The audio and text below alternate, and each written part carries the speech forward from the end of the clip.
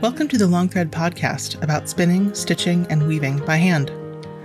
The podcast is presented by Long Thread Media, publishers of Spin-Off, Handwoven, Piecework, and Little Looms magazines. Find us online at longthreadmedia.com. I'm your host, Long Thread Media co-founder Ann Merrow. We've partnered with the Yarn Barn of Kansas to bring you the story of their more than 50 years of teaching fiber arts and offering supplies for fiber artists around the country. Join us for a conversation in this sponsored episode. We spoke on a windy Colorado day at the Weave Together event in February.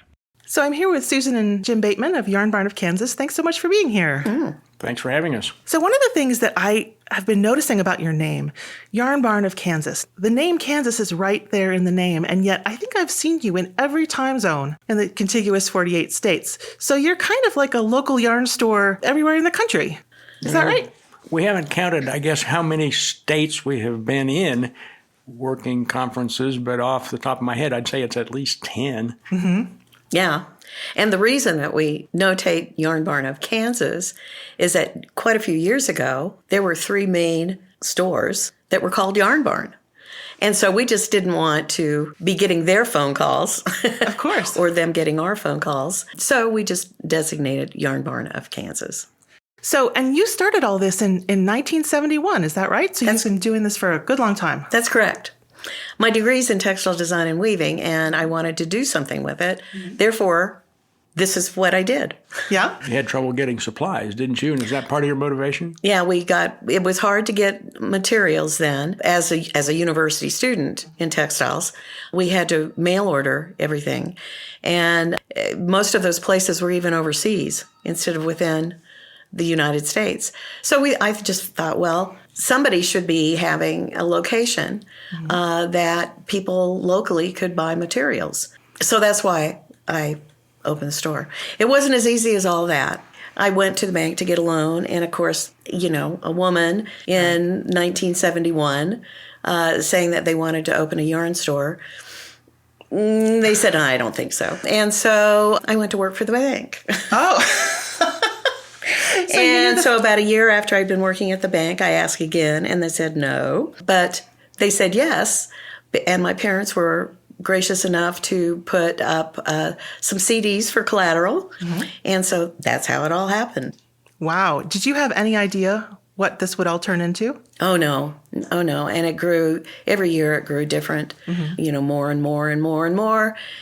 So, yes, no idea whatsoever. And not only as time passed, you have collected different yarns, but you've also collected different kinds of crafts. So we've been together at spinning events and weaving events, and I know that you have an extensive knitting yarn section, and I've come across people who have just learned all kinds of crafts at Yarn Barn of Kansas. Yes, they have. Well, we're big on teaching, so they learned that. But also then when we went to so many of the conventions, we met a lot of people, people that we'd met and then had subsequently ordered from us. The teaching has changed a little bit. We used to teach even dye classes. You did at one point, didn't you? Mm-hmm. And we no longer teach those. And as demand from the consumer changes, like recently there's been a surge in people wanting to crochet. So our crochet classes have grown in number, and at the same time we're getting more people taking our spinning classes and weaving classes.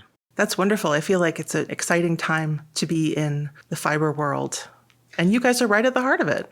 It was an interesting transition over the last, since 2019. We had a huge number of class enrollments. Consistently at that point we might have 700 or 800 class enrollments per year. And that could be one person taking 800 classes or 800 people taking one. But that was the number of enrollments in those years. COVID knocked us down to like 300 or so. We were in each year, had a few classes we could offer. We did something outside once even, I think. And now we're back up in those numbers. We're well in the 700 class enrollments we had in 2023. And those classes are either 1 day, 2 days, 3 days, or 8 weeks.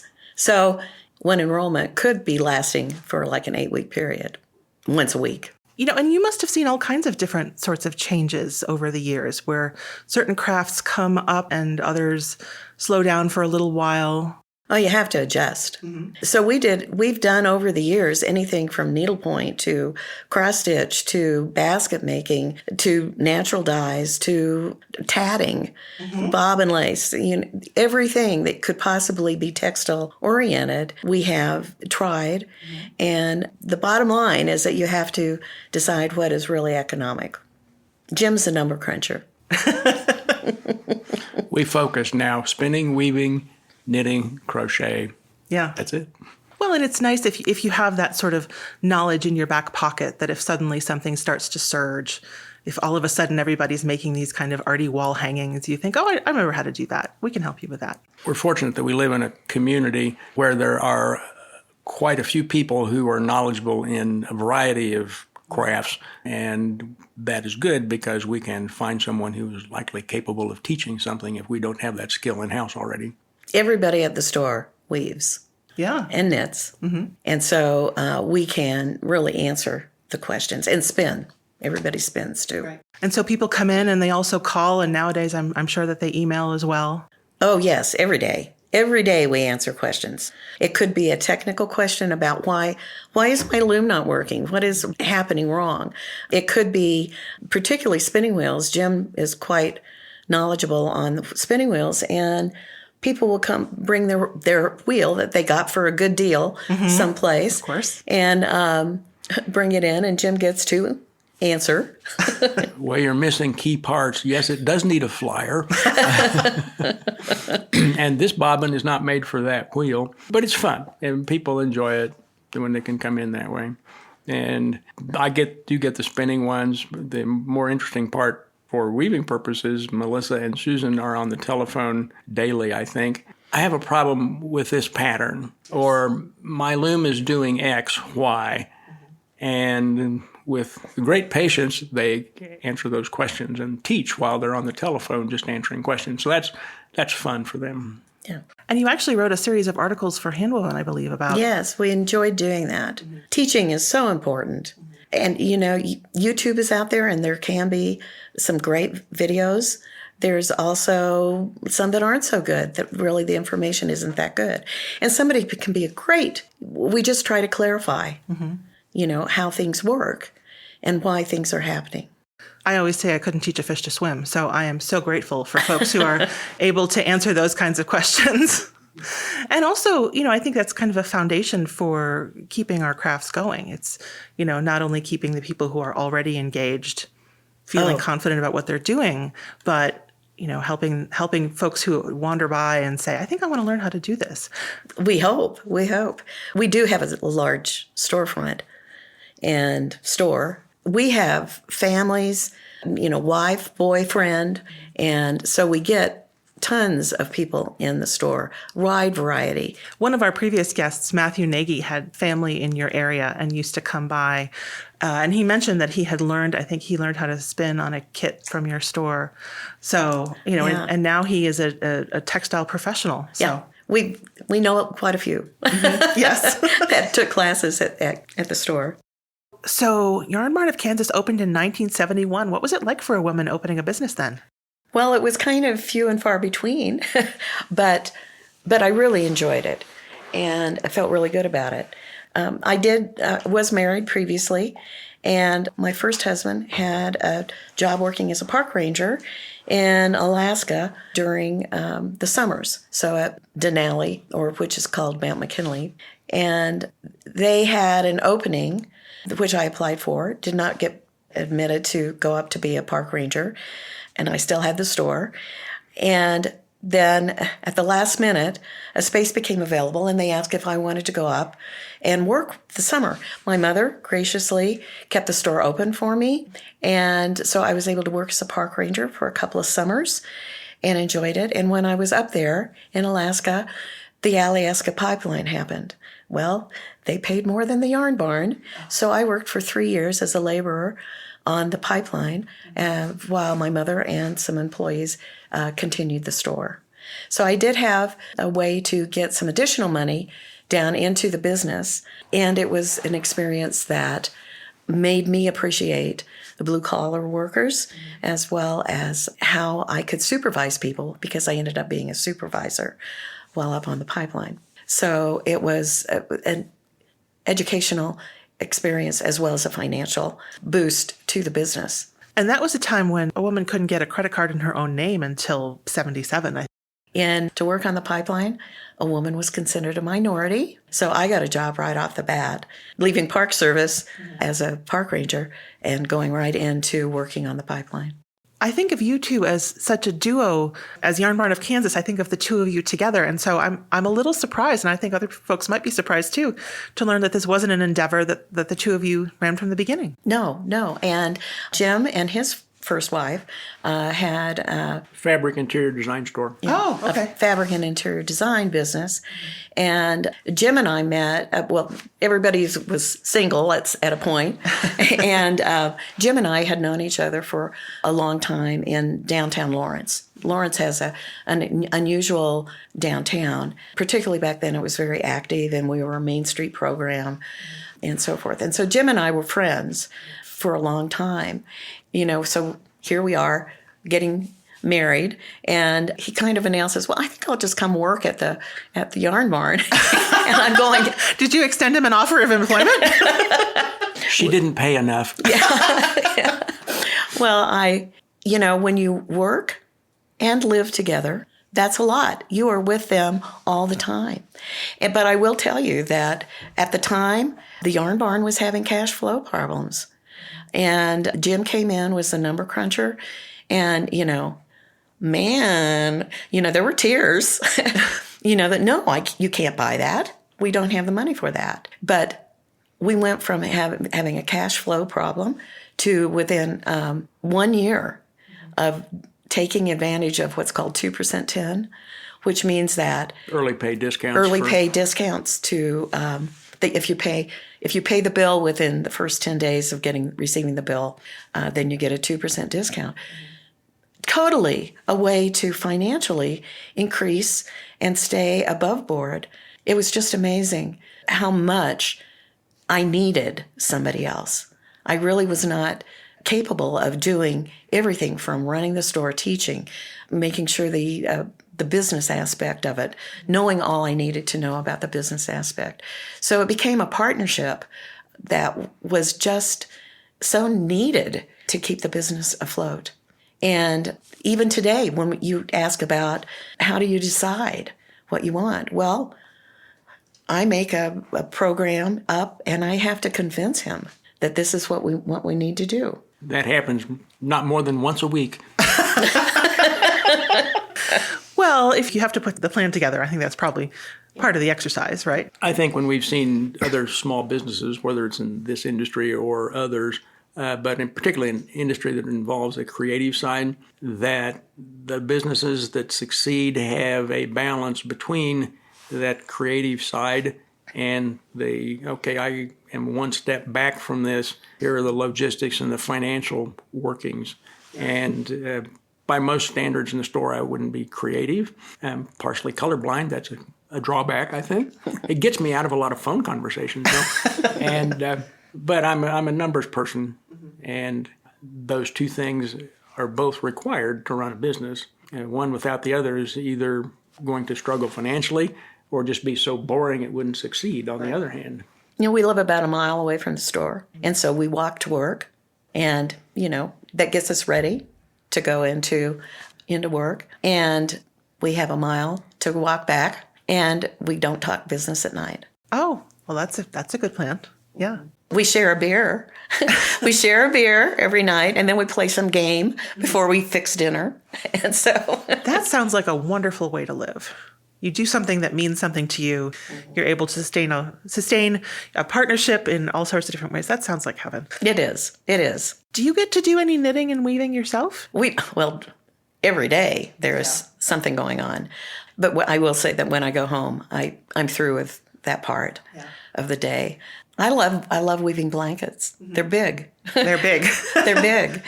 But I don't do a lot. I don't have time at night.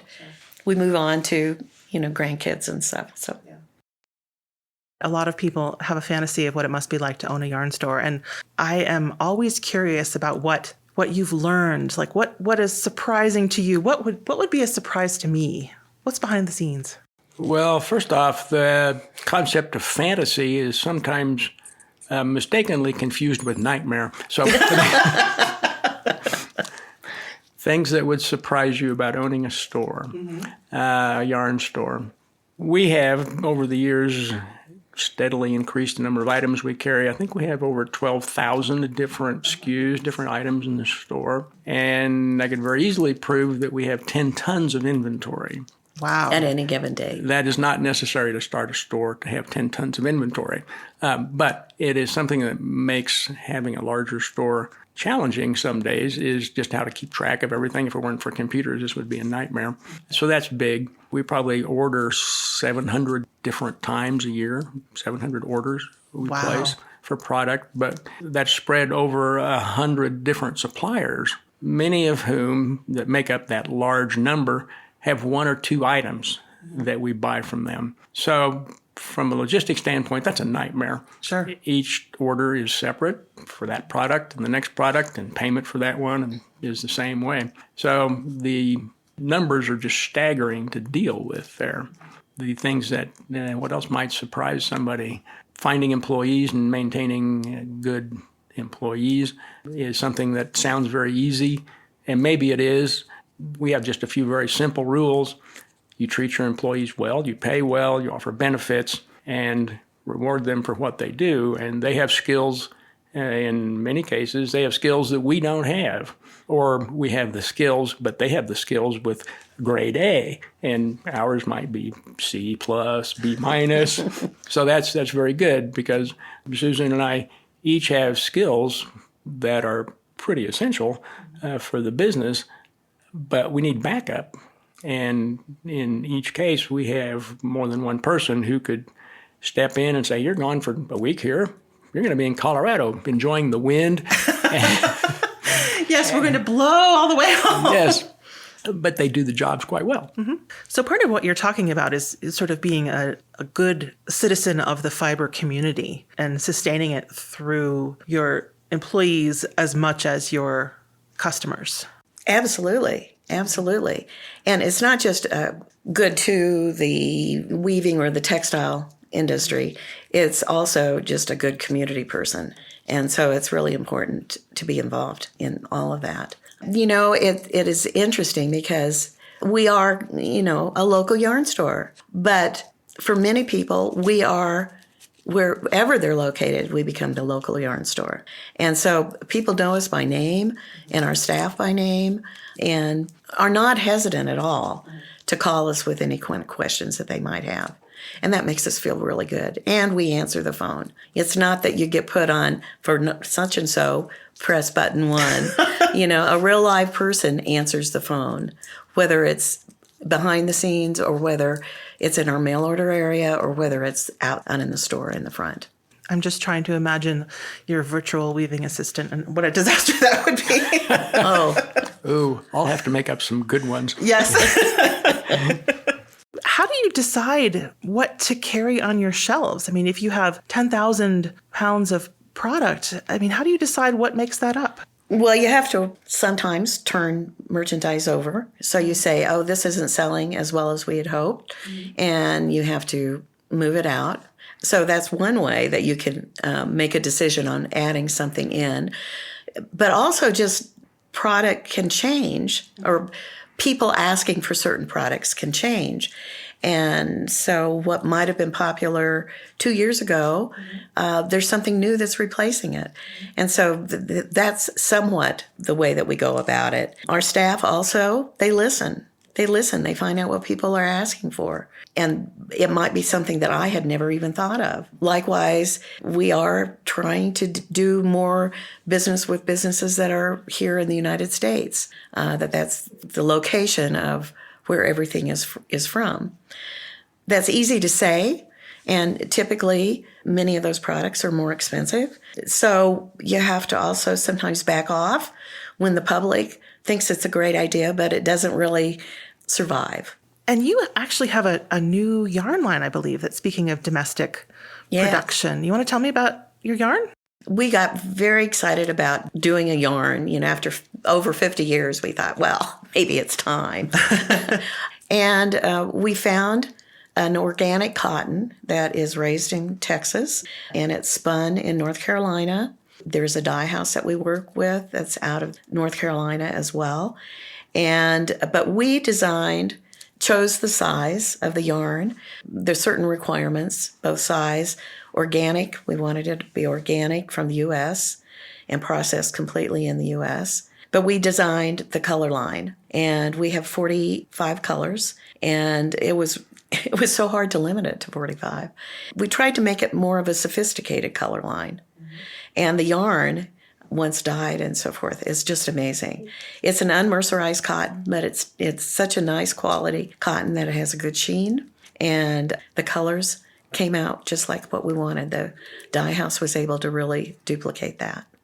That must be really exciting to be part of. You've been the link in the chain from the manufacturer to the customer, and now you can kind of take it back a step further. That must be kind of an interesting shift. It was amazing. We'd never done that before. I mean, talk about doing something new. That's a major step to do that, and a major expense as well. So, we're glad that it's working. So you mentioned it's an unmercerized cotton. What sort of measurements? Like what's the... It's a 4-2. Oh, okay. A 4-2 cotton. Great. So it's suitable for any level of weaving, and also good for crocheting or knitting. So it can be kind of a good for any level. Yeah, I think it's kind of unusual sometimes to find a really nice unmercerized cotton that is good for weaving and knitting. Yes, yes. Yeah. We're finishing up a knitting project now. We've done some small pieces of crochet that look lovely. And of course, weaving, we jump right into that. Right. The store is known as a weaving store nationally. Locally, we're often thought of as a knitting store. And our customers, and they walk in the store, there's more shelf space, I believe, exposing knitting products. There is at least equal knitting to weaving. What you can see, there's an entire wall that's 40 feet long that has nothing but knitting needles hanging on it. But partly that is necessary to show the variety. You can put a whole lot of weaving reeds in one little corner and still have $5,000 worth of irons over there. But it is interesting in that regard. The store is big. Yeah. Jim was doing some calculations this morning as to how many square feet we really have. The main floor is around 5,000 square feet, and we have an additional amount of 5,000 for either classroom space or inventory storage. And like knitting yarns, we might have 80 different knitting yarns. And for weaving, the quantity of different varieties that we have is huge. Sales, Jim can answer more to that. Well, sales are interesting also. We have the majority, by quite a lot, of our sales dollars in weaving come from around the country. 45 of the 50 states typically have each month someone buying product from us. Locally, people walk in the store, oh, you have weaving things too. I'm here for knitting. And the images there are so different locally versus nationally that it's kind of fun. Locally, we'll go out and call that regionally for our classes, for example, and just for customers driving to the store. 3 hours away is no big deal driving time. For our classes in particular, that's the case.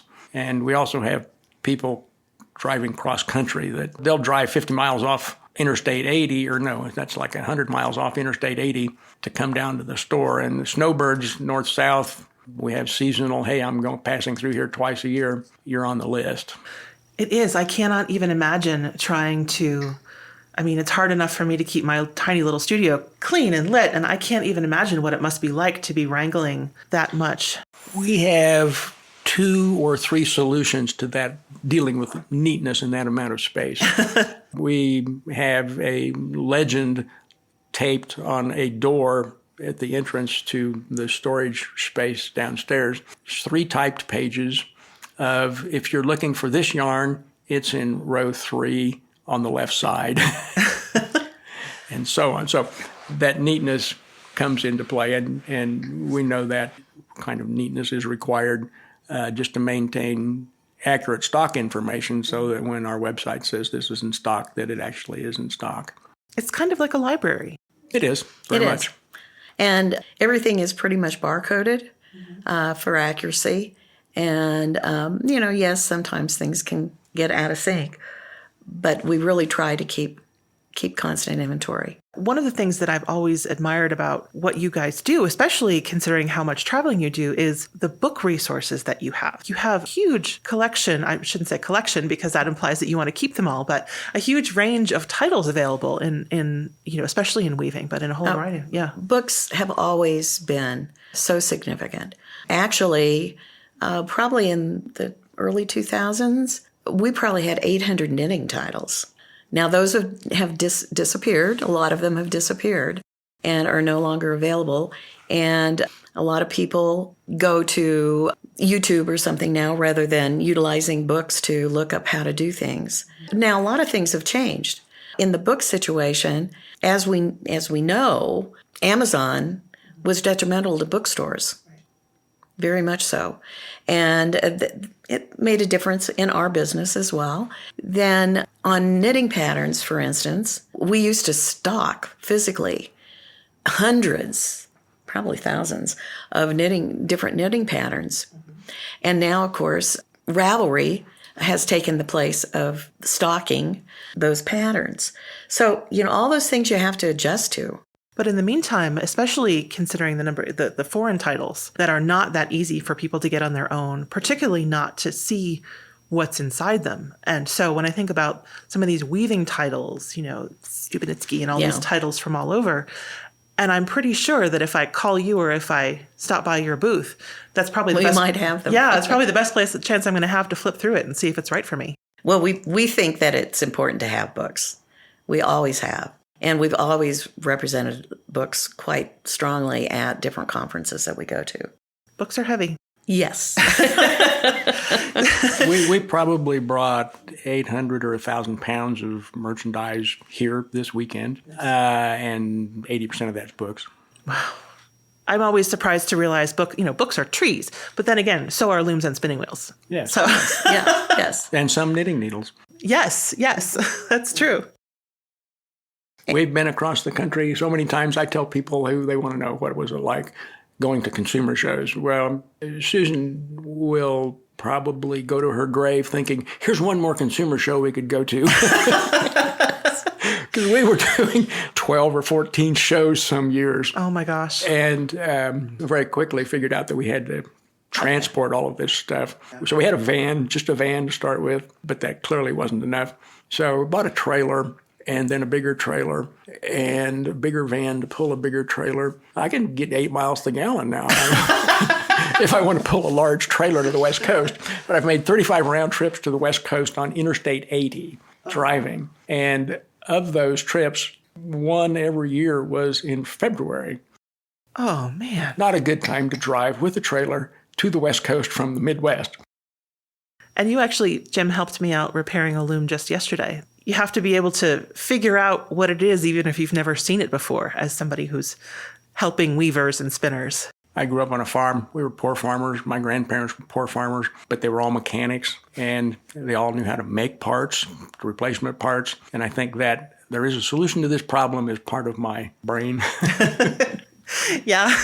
A lot of what I think about, even in the years that I've been a textile crafter, it's easy to think about things that have been lost and that I'm sad about. But in order to kind of keep going and keep a thriving business, you have to have things that you're excited about that are coming on. Oh, yeah.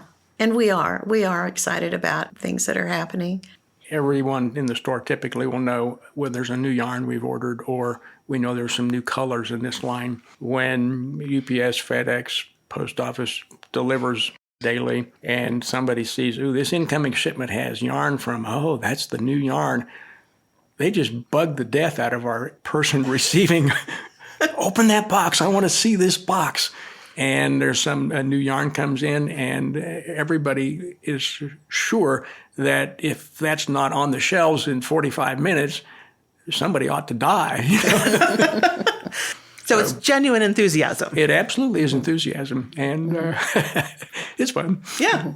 And too, if we didn't enjoy the customers, if we didn't enjoy our employees, we're dedicated to our employees and want them to continue. But if we weren't excited about the industry, there would be no reason to stay in the industry.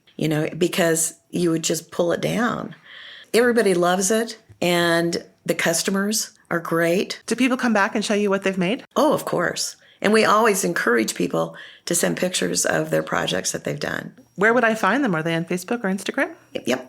And where could I find you on Instagram? And so both our website and our other social media things are yarnbarn-ks.com. And when I was first shopping from Yarn Barn, I was shopping from a mail order catalog, a printed catalog. Are you guys still doing printed catalogs? We stopped during COVID. The catalog was 95 pages. So it's like doing a magazine all by yourself. We would love to do it again. We have changed a little bit of the format and are doing smaller, shorter catalogs. One of our first ones was on towels. We're just about ready to put one out on rugs. These are for weaving. It's a little more project-oriented so that we can use the yarns that match the projects and the projects that we've created. We create usually about 35 to 50 new kits every year. That's a lot. That's a lot. Are you designing them? Yes, we are. Melissa and I usually design them. Sometimes we've had other people do some work as well. But we actually do the designing from scratch, weave them in the store. Sure. So our employees usually are the ones threading and weaving, make the corrections if there's any questions about how they're edited, and then we publish them out available for the public. And photography is not an easy thing either. We're lucky there. One of our employees is a photographer. Oh. One of her degrees was in photography. Oh, that is a wonderful skill. So we've got a separate room set up for her so that she can, the box, the white box, the whole gear, whatever they're all called. Yes. She's responsible for those. One of the things about making a catalog that we really noticed, I think, with COVID and some of the years right around there, the costs of the prices of many of our products were changing very rapidly. And a printed catalog, your catalog says it's this many dollars, but now you're charging X. So rapidly changing prices are an obstacle to a printed catalog. So that's one thing. Cost went up astronomically in printing. And as well, the public also has increased their awareness of, do I really want a piece of paper or pieces of paper that I'm just going to throw away? There is waste involved. So they see some environmental benefit to not having one. We've got flyers here at Weave Together right now, and some people want them and some don't, and they're very conscious about that. The same way you see with bags. I don't need a bag today. I can put this in my bag. So those things all contributed kind of on the behind the scenes to not doing a full 96-page catalog. I think that sort of speaks to how pursuing a craft can reflect different values that you have. And you can have a value in craftsmanship and community, and then tweak, okay, how am I going to do this in a way that's more environmentally conscious? How am I going to do this in a way that's more making sure that I'm being responsible about the choices of my suppliers, things like that. And we do think about that. People are wanting to feel a connection to not only their materials, but also the people who are behind making them. The big thing is that if people really thought about how they got this skein of yarn or this cone of yarn and thought about where it started, it's just amazing. And historically, the Industrial Revolution was created from the textile industry. The history of textiles is amazing. It's amazing to follow it. And hopefully people appreciate when they get something, how many hands that skein or cone has gone through. Well, and being a weaver or a spinner or a knitter is kind of the opposite of the fast fashion, how many t-shirts can I get for $5? It's, I'm going to join my labor with the labor of the people who are producing it. And so I want my connection with them to be something that I'm happy about all the way through. That's right. Because I want to have it a long time. Well, and two, being creative, it's something that everybody needs. Mm-hmm. It could be that you're a guitar player. It could be that you're a weaver. It could be that you play the piano. It could be that you garden. But everybody needs to be creative. It just absolutely, you have to be creative. I do tell this story to people sometimes that in my early years, We did carry a variety of crafts. And one of the things that we had was the plastic mesh that you could do needlework on. And one of the big things was a toilet roll paper cover. Oh, yes. If you've ever seen them. Of course. And fortunately, they're gone now. But a woman came in that had done this, and she was just animated about how exciting it was that she finished this. So what is something that you have in your store that people would be most surprised to find? That if I turned around a corner and I thought, oh, I wasn't expecting to see that there. Lint. Dust bunnies. That makes sense. Well, one of the things that we do is when somebody buys a skein yarn, something that's not a pull skein or something that is not a cone, but it needs to get wound into a ball. So as a service to the public, we will wind those at no charge. Well, our staff this year started at the beginning of the year, and I called them just a while ago because they've been keeping track of how many miles of yarn that they have wound. And from the first of the year to today, which is not quite the end of February, but close, is 190 miles that they've wound. Wow. Of yarn. And, you figure that in down to the yard yards. increments. Yeah, in 200-yard increments. Wow. So, it's kind of fun seeing that. Kids and family members, often that come in groups, will just stand by our winding station area and just be entertained watching that done. I think what would surprise people most is seeing not the sales floor, but the storage area. There are rows that are 3 feet wide, walk space, and there are boxes that were originally designed to store 2 big pumpkins in them. So they have holes cut in the sides so they are vented. And the boxes are roughly 12 by 12 by 24, maybe. And those boxes stack from the floor to 6 feet or 6.5 feet high.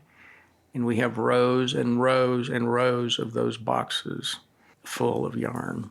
Most people we've given tours to just say, how do you keep track of this? I had no idea. And that's usually the biggest surprise when people walk in the store. That or just demonstrations on how spinning works. How can you spin this yarn? That quick demonstration of how you can do something start to finish. And we have looms threaded with projects on them on the sales floor. And sometimes the people who've never seen this before, wow, really? That's how you make cloth? And so that's the kind of thing I think that surprises people. Who has pumpkins near you that you've got all these boxes? We had no clue. We had a box manufacturer in town decades ago that sold nationally boxes. And they had a customer, I think, back out on part of an order for these boxes. So at a time we were looking for storage boxes, and we saw those, and we kind of hemmed and hawed and finally said, yeah, we'll try some. And they worked great. Yeah. They worked great. Do they have pumpkins on the side of them? Nope, just a plain old brown cardboard box. Okay. But with holes about an inch? Yep, inch diameter holes, 8 of them in each box, and we cut one end of it open so stuff doesn't just fall out. That's how it works. The systems that you have to have invented for all of these things, because it's not like there's a turnkey how to run a yarn store solution air quotes for, the way that, if you're running a restaurant, I think there's software and things like that. But for a yarn store, you kind of have to invent it yourself, don't you? Probably there's not a lot of examples to follow out there, so there is a lot of trial and error. And how can we adapt what we know from something else? And we started barcoding things. A lot of the product in the craft industry is not necessarily barcoded. So you've got to know how to ring something up so that it's accurate for the customer as well as for the business. Mm-hmm. So you started off as a weaver, and you're so well known as a weaver. But when I visit your website, the yarn that you have that's really knitting focused, and you mention a wall full of knitting needles. How do those fit together? Like what is knitting like for Yarn Barn? It's always been there. I mean, we've always done it. But then over the years, knitting kept increasing. You can have a $10 pair of needles versus a $1,000 loom. And so there's always that to consider. But knitting completely changed on 9/11. And within 2 weeks, people were at home. They wanted to knit. Susan mentioned 9/11. This is a little off target here, but SOAR, right after 9/11, was maybe less than a month or so after that event. And you spoke about the sense to belong and feel. That's what that was. Yeah. And the same thing is COVID. COVID brought out the same need in the public that we need to be close and we need to be busy. We were a social service agency during COVID. The phone was nonstop. Yes, we'll listen to your story. But back on to your subject about the knitting. One thing, there are several things that contribute to the knitting and how it's, I think, easier for a business, a store, to be involved in the knitting. Much of the education of what's available comes from the vendors. We don't have to go out specifically and say, where can I find some yarn? If the major knitting yarn companies know that you're a store, boom, they're after you to buy their yarns. And likewise, small shops or smaller producers have that same interest. Oh, I need to have, say, 3 customers, and that's maybe all I can produce for. But they exist, and they know that you have existed as a yarn store, so they will be after you to buy product. In the weaving side of things, that's far, far less common. And part of the interest in knitting yarns in the store stems from the fact that we have, in the projects that Susan and Melissa put together, we're very consistently saying, we have this knitting yarn, it will work very well in this project that we're weaving. So the overlap is there. The reverse isn't quite so true.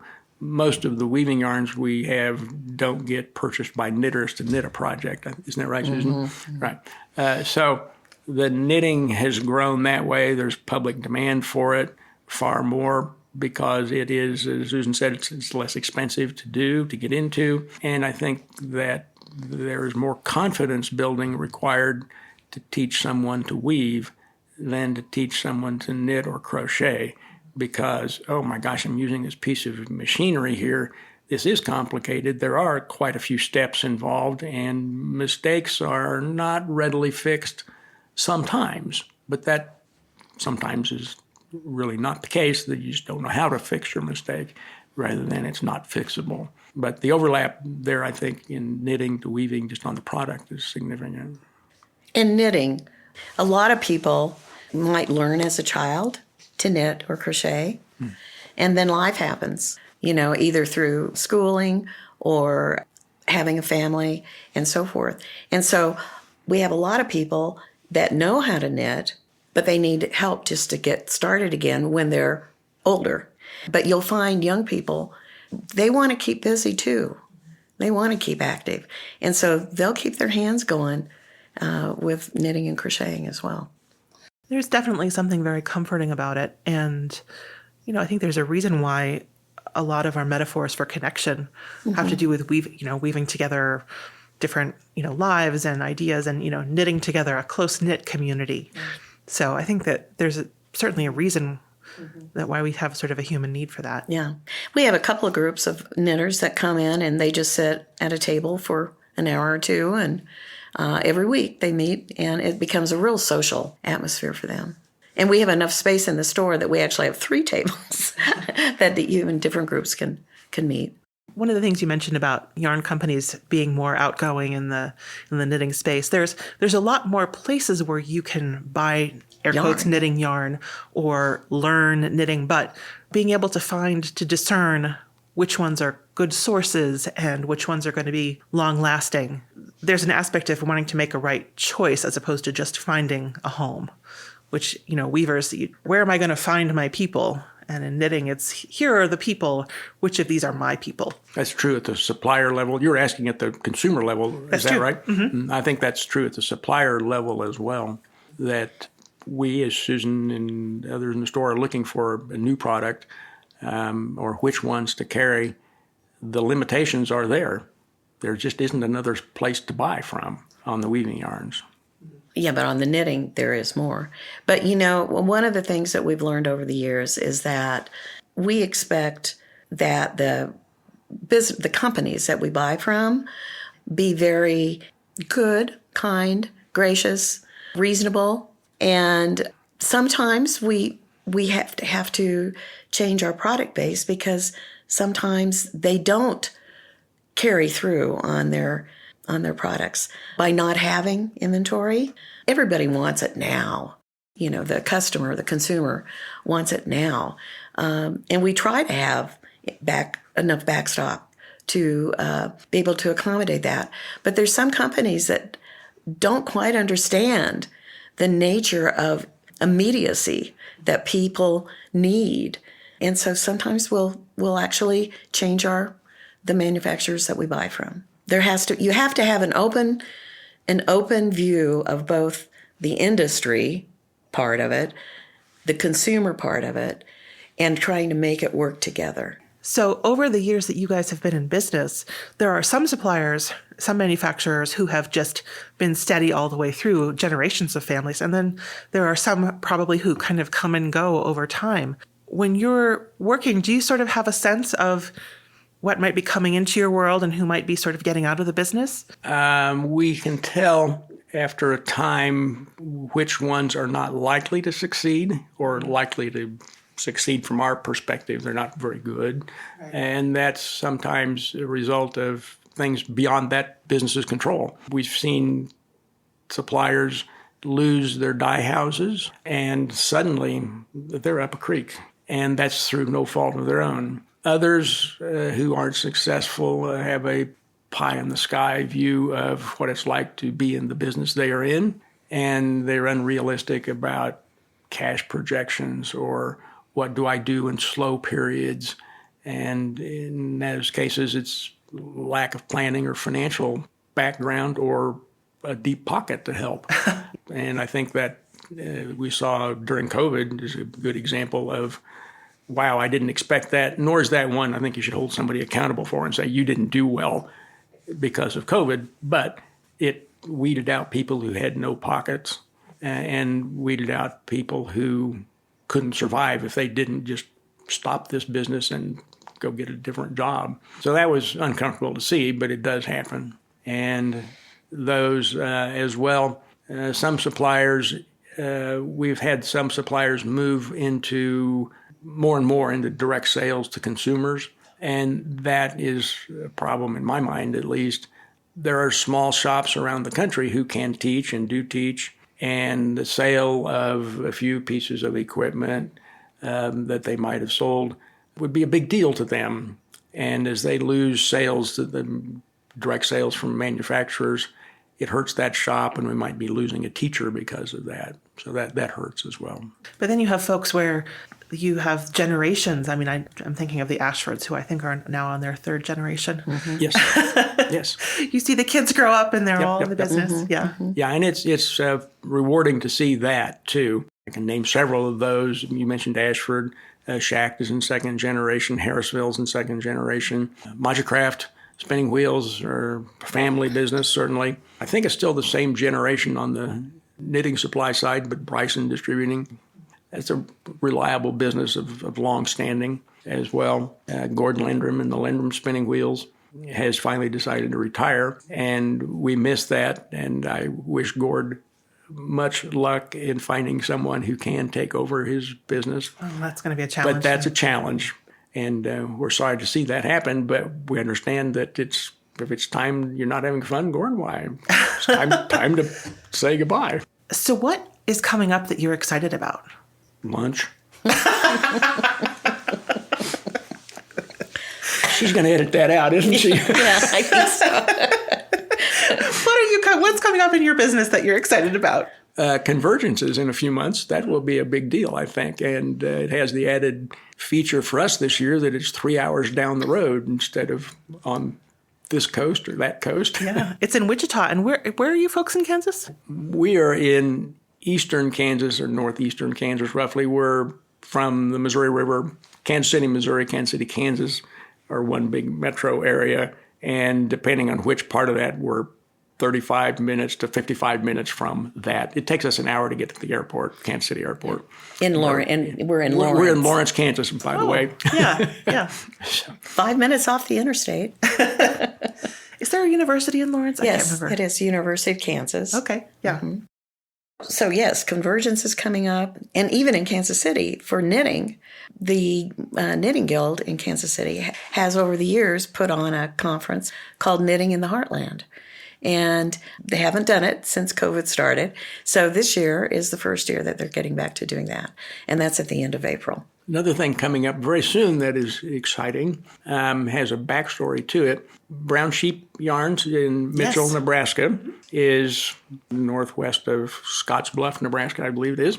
They started approximately the same time Susan started the yarn store, the Yarn Barn, and Susan was one of their first customers. Oh. And what's exciting is I haven't been to their facility. Susan has. So when we leave here on Thursday morning, I think, we are going up there to visit them. That will be exciting. And they're on their third They're generation. on their third generation, yes. I was looking through a back issue of Spinoff at one point, and Spinoff started in 1977. And in one of the early issues, it said, Brown Sheep is now making yarn. Yes. And as somebody who started knitting around 2000, the idea that there was a time when Brown Sheep didn't make yarn was just astonishing.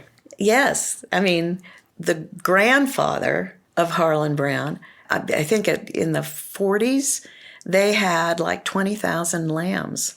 I mean, they raised the fiber as well as the meat. And then they change over. They saw that there was a need to change and started producing the yarn, got a mill. Peggy told me a funny story once about how her father had told her that he wanted her to be in charge of the Easter lambs. And she thought that was okay until she realized that meant that the lambs were all going to be born in the winter and she was going to be up in the middle of the night all winter long. And she said that wasn't something she was interested in pursuing again. I can imagine.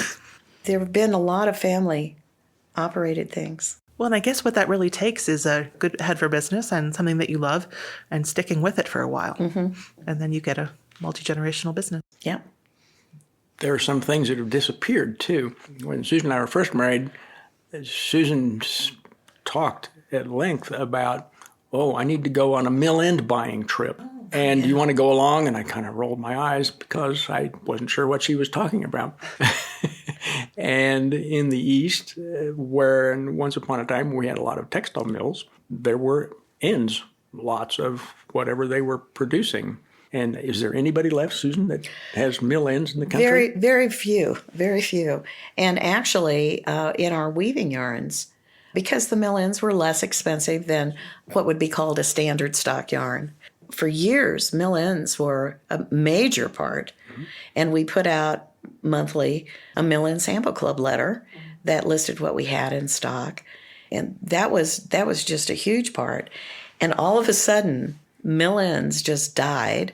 And one of our major suppliers also would take the large mill cones, which are 3.5, 4 pounds each, and cone it down to a more reasonable pound packaging so that we could sell it more reasonably, because who needs 5 pounds of one color? And then he retired. So there you go. Suddenly some of the supplies, but now so many of the mills are gone that were in existence back in the 70s and 80s, that the mills themselves just are not producing. And some of it is coming from overseas, but there's still some mills there, but I'm not finding very many mill ends anymore. So the theme I'm hearing is kind of rolling with it, seeing what is coming up and adapting to. Yeah. One of our main suppliers for probably the most popular weaving yarns, out of the clear blue, about 6 years ago, went from you can order any amount of yarn to you have to buy 20 cones per color, per size of each color in order to buy the yarn. And at that time, it was like 108 colors and 4 different weights. And you had to buy 20 cones of each of those. Well, that's not something that you just suddenly say, oh, sure, let's just invest in that. Yeah. We did, but you're not sure which is the more shocking factor, how much space that takes or how much money it takes. yeah, That's true. Hence why we had to keep expanding our warehouse area. Yeah. And I bet some of those colors it would be, sure, that's no problem. I'll buy 20 cones of black. Yeah. But, 20 cones of chartreuse or lemon yellow might not be as That's universal. Right. Yes, the problem with that, and you're spot on what the problem there is, because in the finer ones, in particular the 10-2 weight, there are still the 80 colors or so available in that. And some of them, that 20 cones, that might last 3 years. Well, that's horrible turn for inventory. Jim, what was your background? Well, I grew up on a farm. Yeah. Went to school at Iowa State. And so I started out in ag engineering. And about halfway through, I discovered that I liked the sciences well, but also was exposed to a class where two professors, one from physics and one from the English department, were teaching a joint seminar class on the relationship between science and literature. And I ate that up, and I liked the literature part so well that I graduated with a degree in English, but it's a Bachelor of Science. So, haven't heard of that one very often, have you? No. So anyway, then graduated with that degree and had some experience in that also during the master's program, teaching English as a second language, and then came down to Lawrence to continue in graduate school. So that's my background there. I was curious because you were talking about turn and things like that. And so this is all things that you've learned by doing. Yes. We started out using punch cards when I was in school. Well, the people that used the punch cards were just the computer geeks, right? So computers weren't even there, available when we started the store. And our first computer that Jim and I had in the business was in 1990. And neither one of us had computer background. We had to learn everything. And there was no Google then. No, but I did have a brother-in-law who was an aerospace engineer, and he knew more about computers. My hobbies are reading, and then we have farmland in the country. We live in town where we have farmland in the country. So I've never given up my farm roots. We have a lot of land out there, 5-acre pond. What do you grow on your land? Two things. We have hay ground, which we rent to one of the neighbors for his cattle, and we have quite a bit of land it's called conservation program, and that is most of that's in native grasses.